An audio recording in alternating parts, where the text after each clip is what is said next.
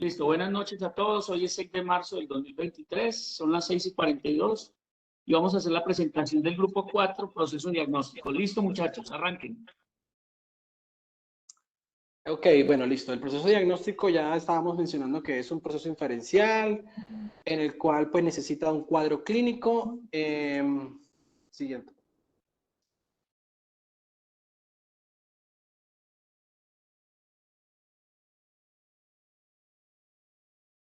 ¿Qué pasó, muchachos?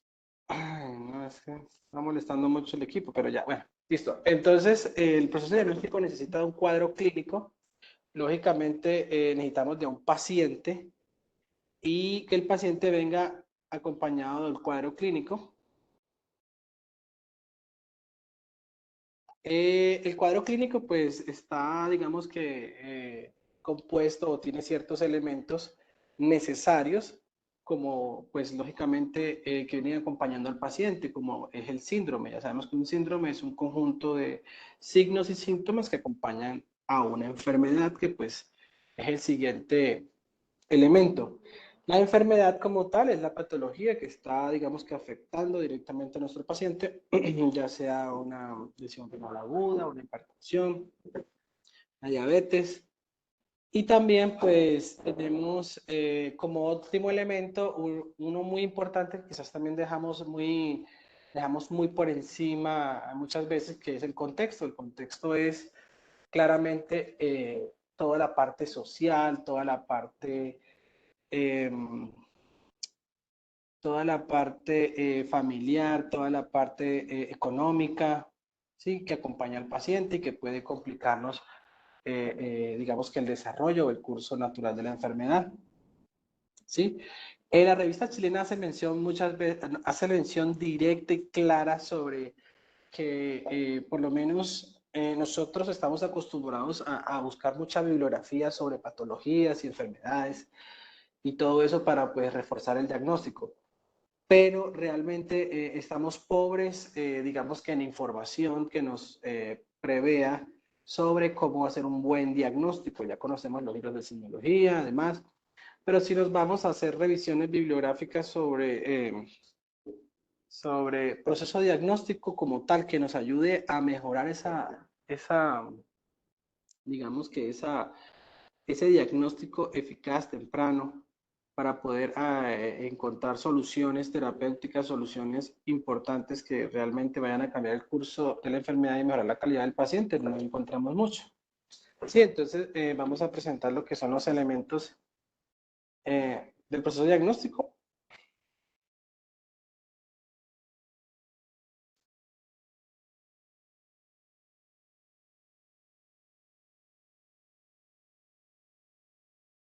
Bueno, ya seguí.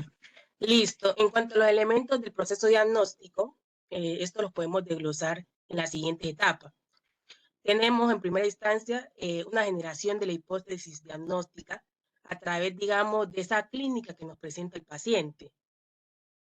Segundo, tenemos un refinamiento de la hipótesis diagnóstica y por último, una verificación del diagnóstico como tal, analizando, digamos, de que sea en realidad la patología que presente nuestro paciente, pues de acuerdo a la correlación clínica y paraclínica, ¿sí? Entonces, ahorita lo vamos a explicar más adelante, cada uno de ellos.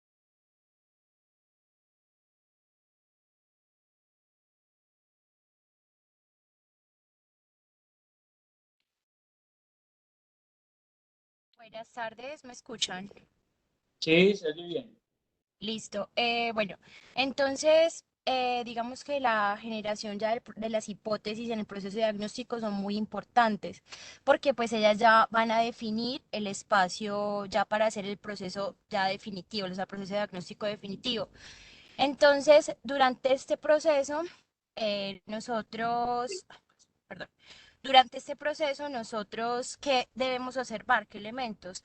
Elementos como nos estaba hablando nuestro compañero, como el contexto, que es muy importante, el dónde trabaja, qué, o sea, qué se dedica, qué hace en su vida diaria, signos y síntomas, elementos también psicológicos que nos lleven a este proceso.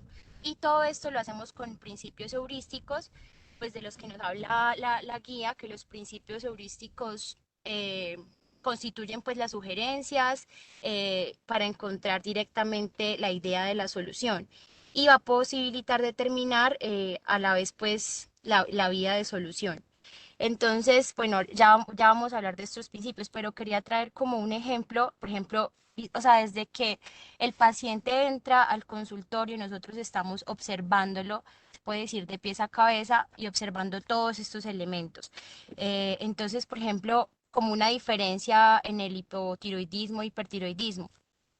Son diferentes los síntomas, ¿sí o no? Los dos se tratan, vienen como de la misma fisiopatología, pero van a ser diferentes los signos y síntomas que el paciente va a mostrar. Por ejemplo, en el hipotiroidismo vamos a ver una hinchazón facial, vamos a ver cansancio, letargia, bradicardia, sensación de frío. También vamos a ver como que las personas tienden a ser más depresivas. En cambio, en el hipertiroidismo vamos a ver ya lo que es la protusión ocular, que son los exoftalmos, el nerviosismo, la taticardia, el calor, la sudoración y el temblor de manos. Y ya pues ya en los exámenes paraclínicos ya nos podríamos guiar más por las diferencias que hay entre la TSH y la T4.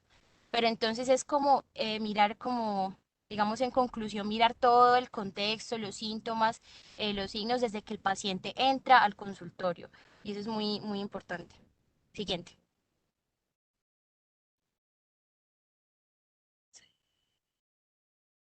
Entonces, el primer principio heurístico que tenemos aquí es la representatividad. Entonces, a partir de esto, de este principio, pues vamos a hacer juicios, vamos a mirar situaciones con similitudes, o sea, digamos, situaciones representativas para esa categoría que estamos pensando, y vamos a, pues, a tomar, digamos, ejemplos de la población, por ejemplo, como los antecedentes, los factores de riesgo, la edad, el género, la profesión. Y pues ya ahí vamos a pasar como a hacer las inferencias, por ejemplo, en la hipertensión arterial. Por ejemplo, se dice que dicha población, pues entendemos que por estudios se ha dicho que ciertas poblaciones tienden más a tener hipertensión arterial, como lo son los obesos, como lo son los diabéticos, como también lo es la raza negra. Entonces podemos encontrar como una representatividad para así hacer las inferencias válidas para la población y asimismo pues ya para hacer el diagnóstico definitivo. Entonces, pues también, digamos, quería traer este ejemplo de la hipertensión porque, bueno, tenemos que se tienen algunos factores de riesgo, como pues el sedentarismo, el exceso de peso, como les decía, el exceso de sal, el tabaquismo, el antecedente de enfermedad también cardiovascular prematura. Y ya que a la hora de hacer el examen físico y, por ejemplo, ya a la hora de hacer el mapeo de la presión arterial, ya nos tiene que dar una presión sobre 140/90, pero pues... o sea, es como sobre todo mirar la representatividad de esos síntomas y de esas ciertas poblaciones que tienden más a tener hipertensión.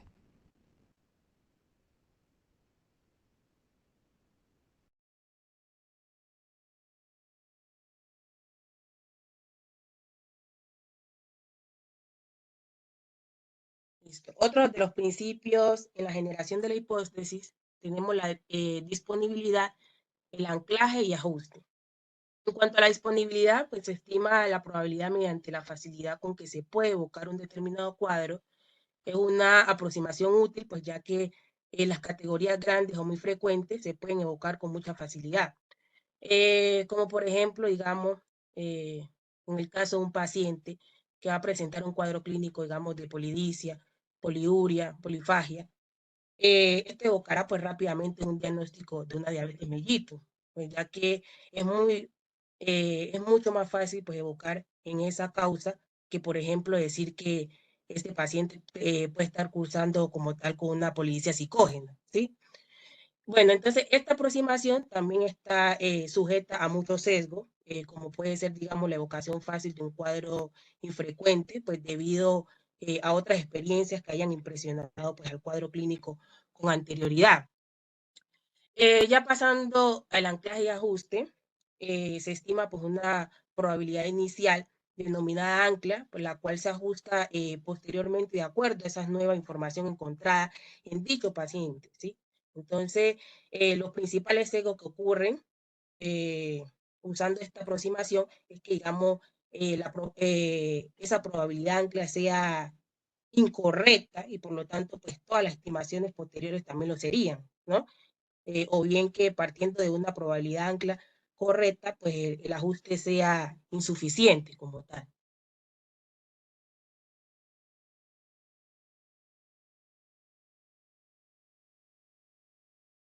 Un tercer método para generar hipótesis diagnósticas es la probabilidad previa.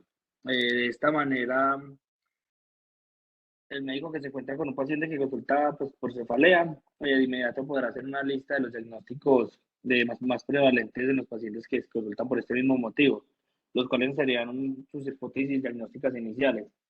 Este tercer método se divide en tres: en la probabilidad pre-test, que es la probabilidad derivada de un conjunto de síntomas, signos o exámenes analizados en la primera instancia; el test, que es la nueva información, ya sean síntomas, signos o exámenes adicionales que no hayan sido incorporados en la primera instancia; y la probabilidad post-test, que es la nueva probabilidad modificada por el test. La ventaja de este método es que hace referencia a una información objetiva y numérica, como es la prevalencia de las enfermedades en la población. Esto permite trabajar con información precisa durante los estimados de la probabilidad y es uno de los elementos iniciales para la aplicación de la medicina basada en evidencia.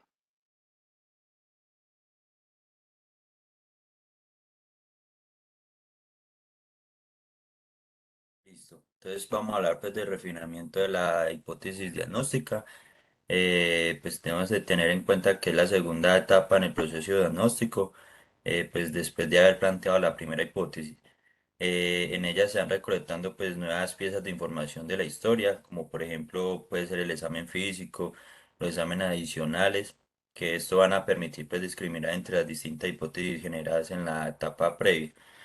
Es muy importante para aclarar que el proceso diagnóstico no es secuencial ni unidireccional, sino que constantemente pues estaremos evocando nuevas hipótesis y eliminando otras a medida pues que vamos eh, recolectando más información. Una forma pues de recolectar información pues mucho más utilizada en la etapa temprana pues en la vida de un médico son los métodos exhaustivos. Ahí es donde tienen lugar la clásica revisión por sistemas, que en ella se indaga pues sistemáticamente por los síntomas. Tengan que ver o tengan que ver o no con la presentación mental pues de la hipótesis que se está dando.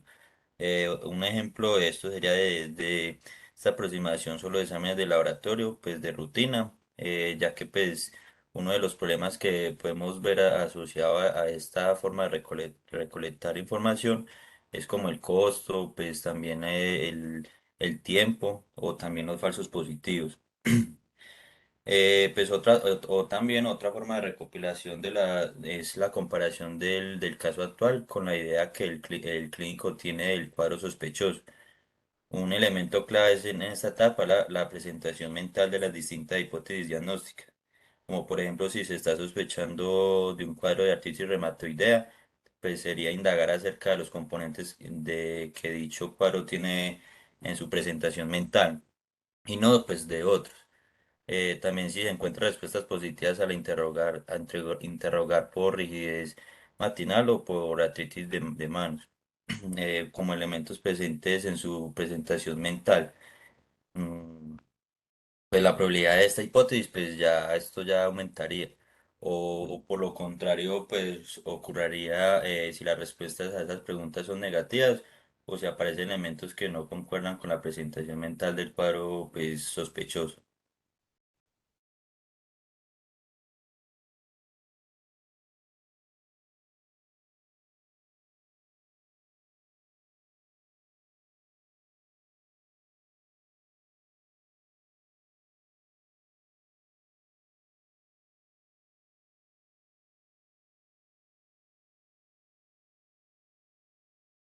¿Quién sigue? Siguiente diapositiva.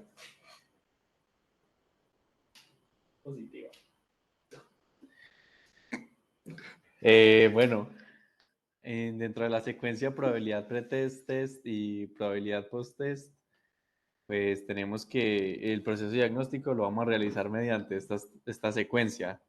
Entonces, esta secuencia se va a repetir cada vez que vamos a estar incorporando nueva información. Si nosotros vamos a agregar un segundo test, vamos a utilizar la probabilidad post-test como una nueva probabilidad que sea pretest y el proceso lo vamos a realizar de forma cuantitativa. Entonces, para poder hacer esto, debemos asignar una probabilidad concreta a los diagnósticos que queremos evaluar a la probabilidad pretest. Entonces, para esto es importante considerar un número limitado de alternativas diagnósticas que se van a poder que van a intentar confirmar o descartar el diagnóstico. Dentro de la probabilidad pretest se puede determinar a medida que vamos interactuando con el paciente y se consideran los síntomas y signos y vamos a tener que determinar cada elemento informativo. Entonces la podemos considerar como un test que vamos a modificar en el cual vamos a modificar la probabilidad inicial. Entonces, la medida en la cual un test modifica nuestras probabilidades va a depender del rendimiento, que es diferente al resultado que vamos a tener del test. Para esto es fundamental conocer las distintas formas de cuantificar el rendimiento de un test diagnóstico y cómo las vamos a utilizar en la modificación de las probabilidades del pretest.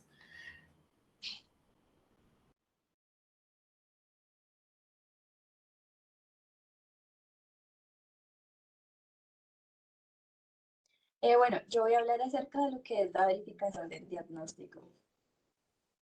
Entonces, siguiente diapositiva, por favor.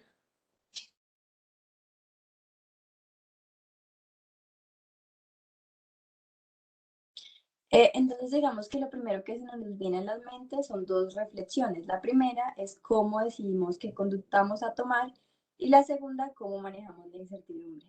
Siguiente, por favor. Siguiente diapositiva.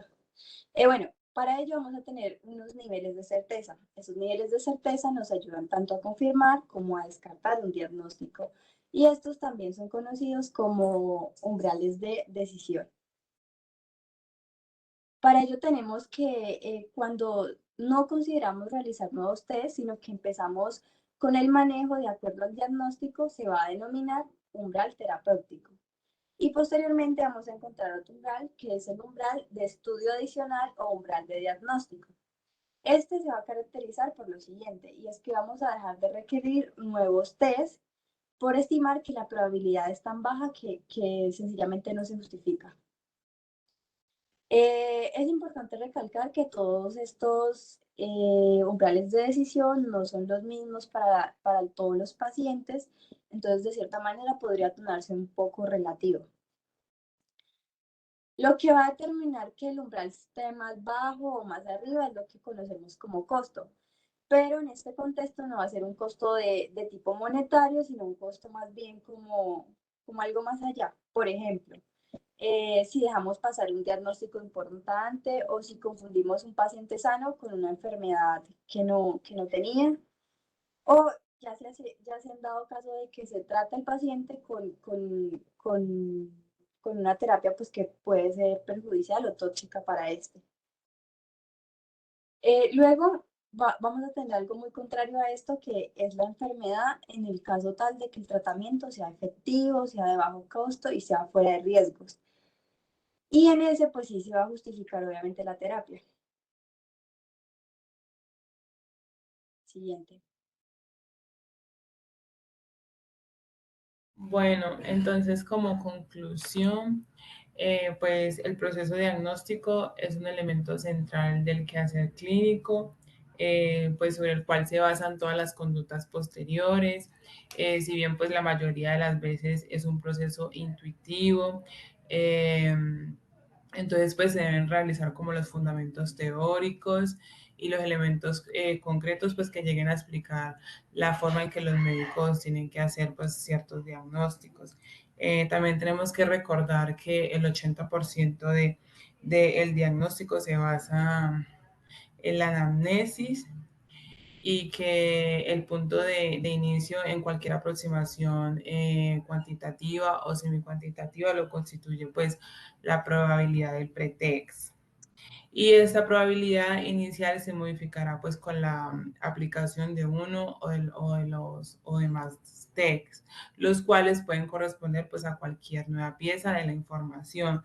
Entonces, lo que es el examen físico, que siempre también es importante pues revisarlo en los pacientes, pero digamos ya lo que es los laboratorios y eso, digamos ya son conductas adicionales, ya cuando uno ha hecho una buena anamnesis. Gracias.